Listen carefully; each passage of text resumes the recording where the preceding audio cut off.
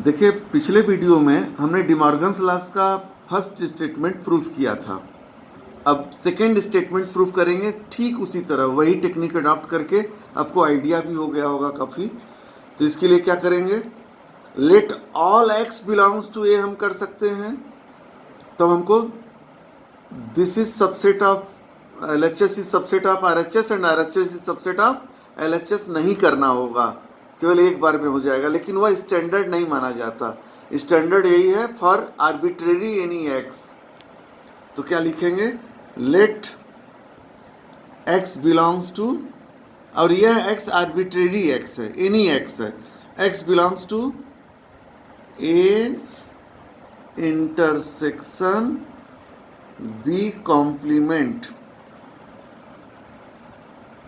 This means that, implies that if X belongs to A intersection B complement, X does not belong to A intersection B. ये बात तो पक्की हो गई कि अगर X A यूनियन बी के कॉम्प्लीमेंट से बिलोंग कर रहा है, तो एक्स ए इंटरसेक्शन बी से बिलोंग नहीं करेगा। ठीक है। अब अगर ए इंटरसेक्शन बी में नहीं है एक्स, इंटरसेक्शन क्या होता है, common elements of A and B. तो इसका मतलब ए और बी में कुछ भी कॉमन नहीं है। तो इससे हम क्या कंक्लूजन ड्रा करेंगे कि एक्स या तो ए में नहीं है या एक्स बी में नहीं है। ठीक है, हो सकता है ए में हो लेकिन बी में ना हो तब, या हो सकता है बी में हो लेकिन ए में ना हो, तभी तो कॉमन नहीं हुआ। तो इसको लिखा जाएगा x belongs to, x does not belong to a और x does not belong to b. इसका मतलब ये हो गया x does not belong to a और x does not belong to b. अब देखिए, आप एक चीज़ ध्यान रखिए, if x belongs to A intersection b, इसका क्या मतलब हुआ, इम्प्लाइज दैट x जो है कॉमन एलिमेंट है a और b का। तो implies that x belongs to a and x also belong to b। इसका मतलब यह होता है, यहाँ एंड आता है कब, जब ये आ जाए। लेकिन यहाँ डज नॉट बिलोंग टू था, इसलिए और आ गया, किसी एक में एक्स नहीं है, ये बात पक्की है। तो पक्की बात यहाँ लिख दी गई। ठीक है, इसका मतलब क्या हुआ, implies that x belongs to A complement. अगर एक्स ए से बिलोंग नहीं कर रहा है तो ये कॉम्प्लीमेंट से बिलोंग करेगा, और तो अपनी जगह पे है ही। x belongs to B complement, ठीक है, implies that x belongs to, क्या हो जाएगा, A complement union B complement। अब देखिए, यहां से चले थे A इंटरसेक्शन B कॉम्प्लीमेंट और A complement inter union B complement आ गया। तो हम क्या कंक्लूजन ड्रा कर लेंगे, implies that a intersection B complement is a subset of a complement union B complement. एक हमको मिल गया स्टेटमेंट। अब अगर हम यह प्रूफ कर लें कि A complement union B complement is subset of A intersection B complement, तो वही बात हो गई, P is subset of Q and Q is subset of P। तो इसको कर सकते हैं, let Y belongs to A complement union B complement, implies that Y belongs to A complement और Y belongs to B complement.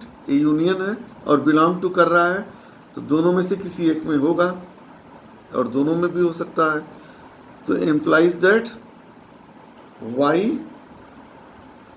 does not belong to A और Y does not belong to B implies that, फिर से अभी पिछले जब proof कर रहे थे तो Y does not belong to A intersection B implies that Y belongs to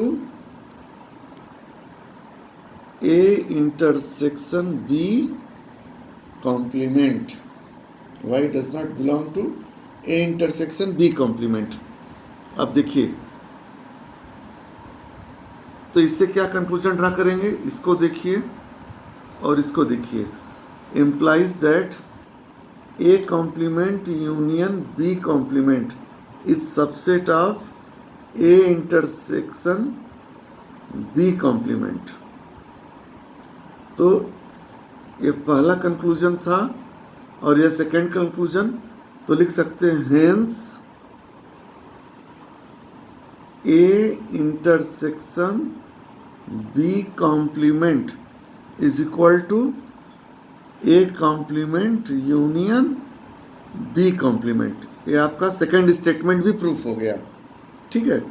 अब डिमॉर्गन्स लॉ के कुछ दूसरे फॉर्म भी जिसमें डिमॉर्गन लॉ ही है, इसको देख लीजिए अच्छे से और नोट कर लीजिएगा. इसमें पहला है अनदर फॉर्म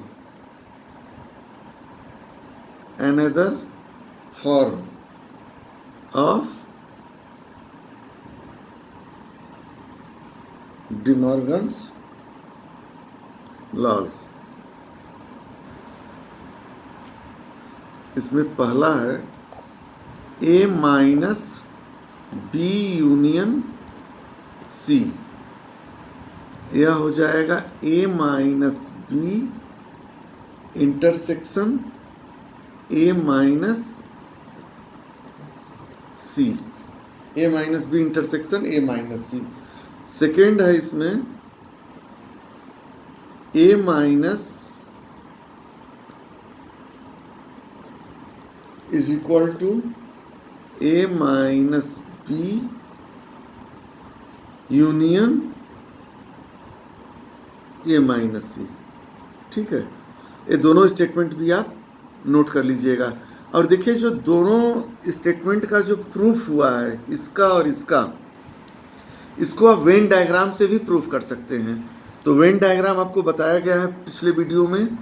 तो वेन डायग्राम के लॉजिक से इसको आप लॉजिक अप्लाई करिए और देखिए कि क्या वेन डायग्राम से LHS is equal to RHS हो रहा है सब जगह. और अगर उसमें कोई प्रॉब्लम आ रही है तब मुझे बताइए, मैं अलग से वेन डायग्राम से प्रूफ करने का एक अलग वीडियो बना दूंगा. ठीक है. ओके.